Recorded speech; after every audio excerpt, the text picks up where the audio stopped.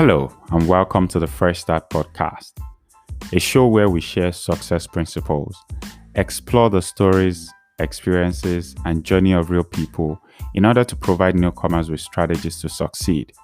My name is David Ojenka. On today's episode, I will be sharing practical tips of how to boost your self-confidence.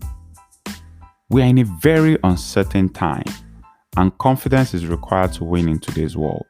So stay tuned.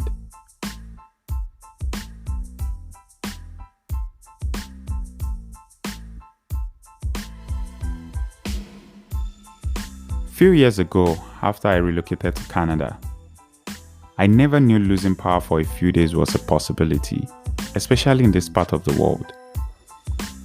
About 4 years ago this week, we had an ice storm and lost power for 2 days.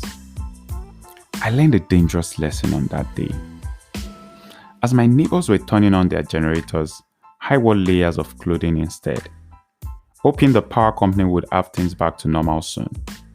I realized on that day that hope is not an effective strategy.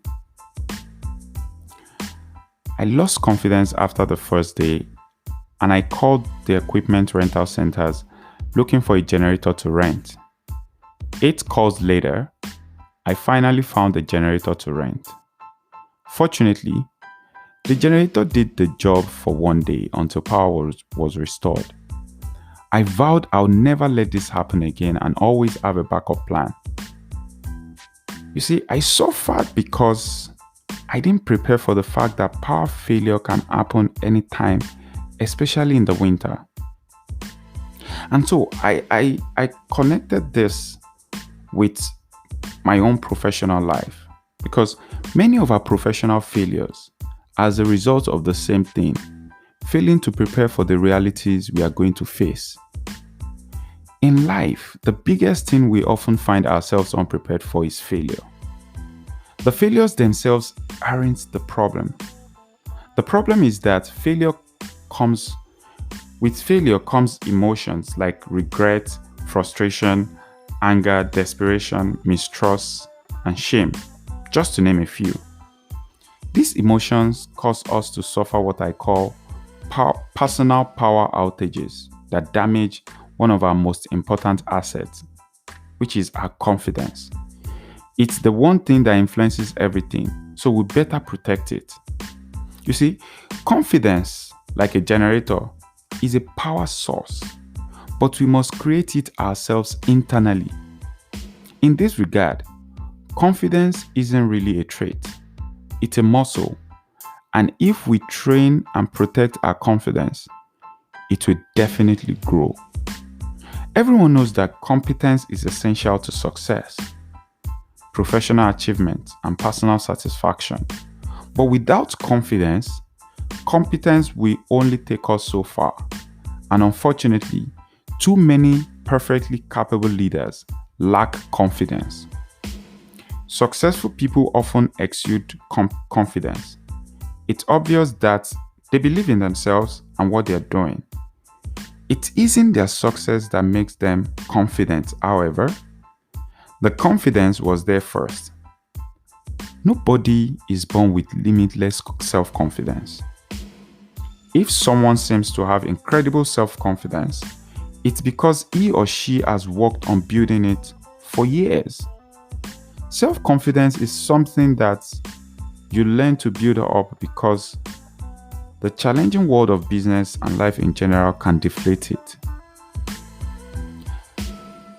Self-confidence is not a static quality, rather, it's a mindset that takes effort to maintain when the going gets rough. It must be learned, practiced, and mastered just like any other skill. But once you master it, you will be changed for the better. Confidence is earned through hard work, and confident people are self-aware. When our confidence exceeds our abilities, we've crossed the line into arrogance. Yet, there's a hitch. While many of us want things, we hear our inner self saying, "That would be awesome, but I could never do that." And it's our job to shush that inner self, because if we just sit around and wait for confidence, it will never come. So today I'll be sharing some key actions to immediately boost our confidence and go after the future we want. My first tip is take an honest look at yourself. You see, to grow your confidence, it is important to do an honest and accurate self-assessment of your abilities. If there are weaknesses in your skill set, make plans for strengthening these skills and find ways to minimize their negative impact. Ignoring your weaknesses or pretending their strength won't make them go away. Likewise, having a clear understanding of your strength enables you to shake off some of the more groundless feedback and criticism you get. Remember the 5 P's: prior planning, prevent poor performance. My second tip is the ability to say no. A research conducted at the University of California in San Francisco showed that the more difficulty that you have saying no, the more likely you are to experience stress, burnout, and even depression, all of which erode confidence. Confident people know that saying no is healthy, and they have the self-esteem to make their no's clear. When it comes to say no, when it's time to say no, you see, confident people avoid phrases such as "I don't think I can" or "I'm not certain." They say no with confidence because they know that saying no to a new commitment honors their existing commitment and gives them the opportunity to successfully fulfill them. The third one is find a mentor.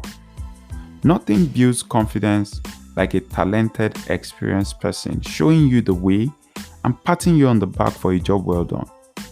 A good mentor can act as a mirror, giving you the perspective you need to believe in yourself. Knowledge breeds confidence. Knowing where you stand helps you to focus your energy more effectively. The fourth tip is dress for success.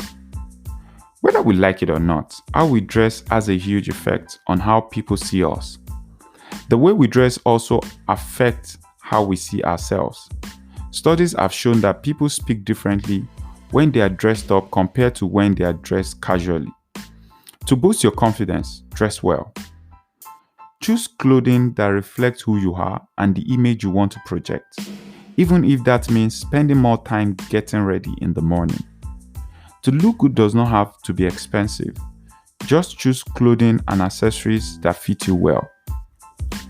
My fifth tip is be assertive, not aggressive.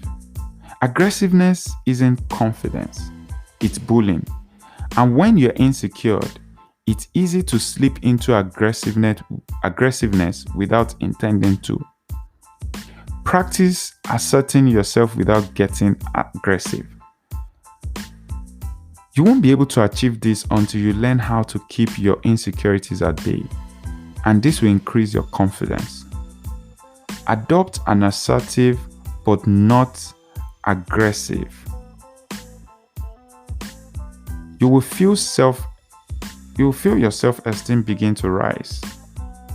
To be taken seriously, avoid high-pitched, nervous chatter in your speech.